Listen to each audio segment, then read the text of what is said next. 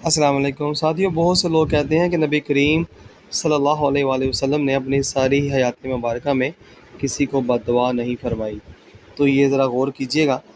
حضرت علی رضی اللہ تعالیٰ عنہ کہتے ہیں کہ عذاب کے روز نبی کریم صلی اللہ علیہ وآلہ وسلم نے مشرکین کے لیے یوں بد دعا فرمائی: اللہ ان کے گھروں اور قبروں میں آگ سے بھر دے، اور انہوں نے ہمیں درمیانی نماز یعنی کہ نماز عصر نہ پڑھنے دی یہاں تک کہ سورج ڈوب گیا۔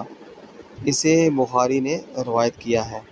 تو ساتھیوں، یہ دیکھیے کہ جو مسلمان یہ کہتے ہیں کہ نبی کریم صلی اللہ علیہ وسلم نے کبھی بھی بد دعا نہیں فرمائی، تو یقیناً اللہ تعالیٰ کے پیارے نبی نے بد دعا فرمائی ہے، اور یہ میں نے آج آپ کو اس کا حوالہ بھی دے دیا ہے۔ آپ ضرور سماعت کیجیے گا اور غور سے دیکھیے تاکہ ان مسلمانوں کو پتہ چلے جو اس طرح کی